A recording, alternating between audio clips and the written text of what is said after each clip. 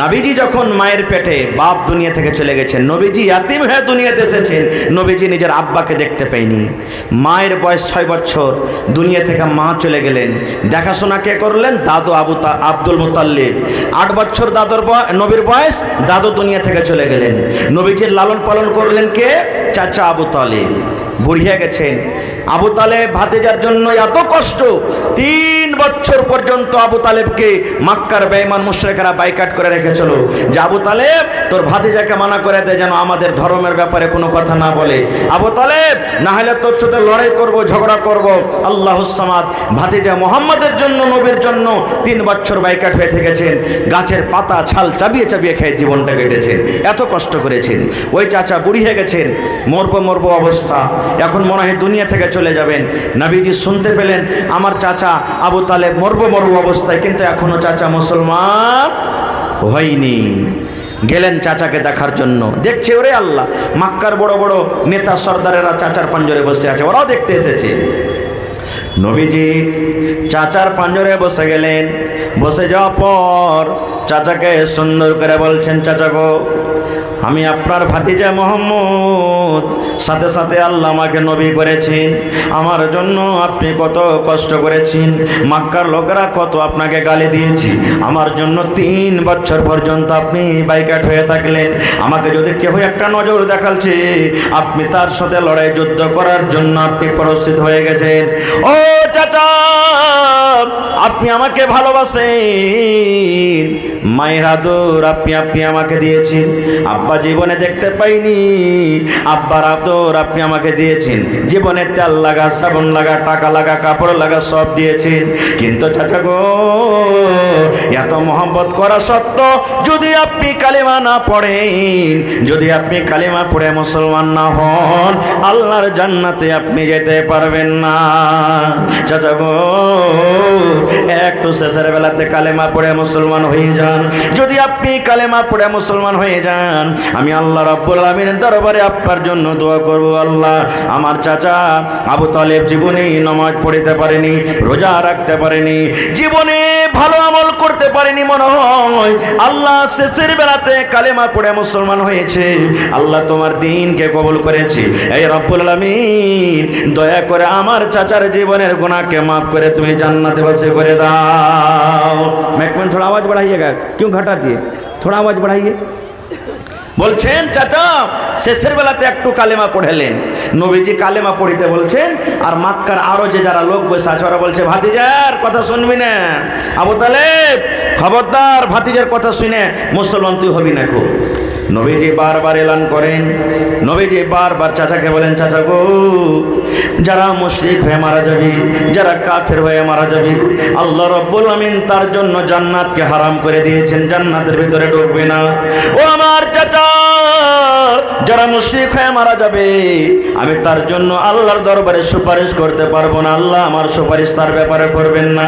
চাচা গো, যদি আপনি কবুল করেন ইসলাম, যদি আপনি মুসলমান হয়ে যান, আল্লাহর দরবারে আপনার জন্য আমি সুপারিশ করতে পারবো। দয়া করে আপনি কালেমা পড়ে মুসলমান হয়ে যান। নবীজি বারবার বলেন, মক্কা লোকেরা বারবার এই কথাটা বলেন, এই ভাতিজার কথা শুনবি না আবু তালেব, বাপ দাদার ধর্মকে ছাড়বি না, শেষ কথা। আবু তালেব এই কথা বলে মরছেন। ভাতিজা মোহাম্মদ রে, আমি জানি রে বেটা, তোর ধর্ম সত্য, তোর দিন সত্য, তোর আল্লাহ সত্য, তোর কোরআন সত্য, তুই নবী সত্য।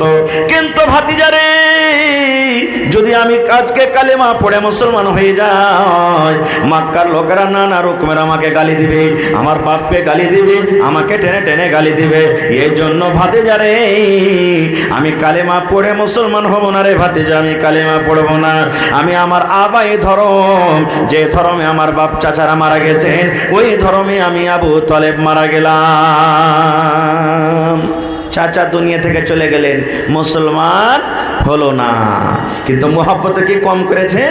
চাচার জন্য ঢাল বনে থেকে এরকম মহব্বত ভালোবাসা, কিন্তু কালেমা পড়েনি।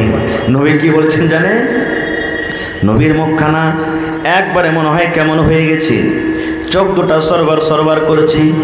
এবারে সাহাবায়ে কেরাম বলছেন, ইয়া রাসূলুল্লাহি, কেন আপনার চোখটা সরবার করছে, কান্দন হয়ে আছে, কি ব্যাপারটা? চাচা মারা গেছেন এই জন্য।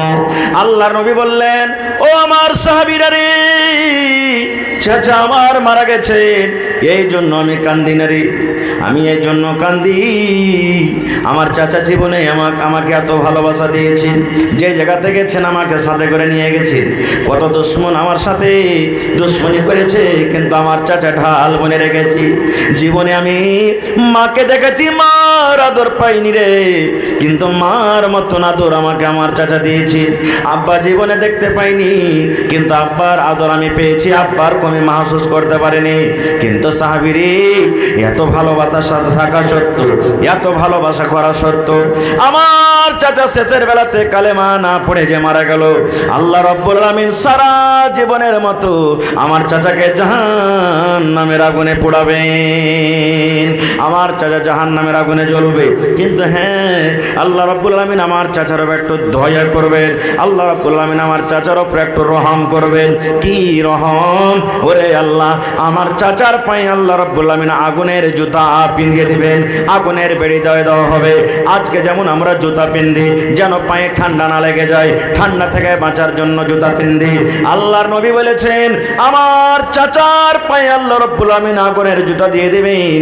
এবার ওই আগুনের তাপ উপরে উঠতে উঠতে উঠতে উঠতে উঠতে উঠতে উঠতে উঠতে মাথা পর্যন্ত আসবে।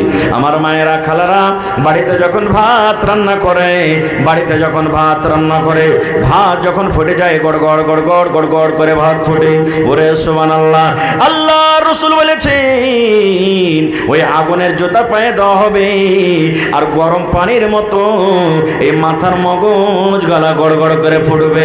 এটা জাহান্নামের ভিতরে সব থেকে ছোট আযাব রে, ইয়ার থেকে জাহান্নামের ভিতরে কিন্তু আর ছোট আযাব না, সব থেকে এটা জাহান্নামের ভিতরে ছোট আযাব। ভাই মুসলমান আছেন আপনি কোথায়? এই দেখেন, মন থেকে ভালোবাসলাম না, এমনি ওপর ওপর ভালোবেসে দিলাম, এটা আমাদের ভালোবাসা হবে? এর মানে ভালোবাসা নয়।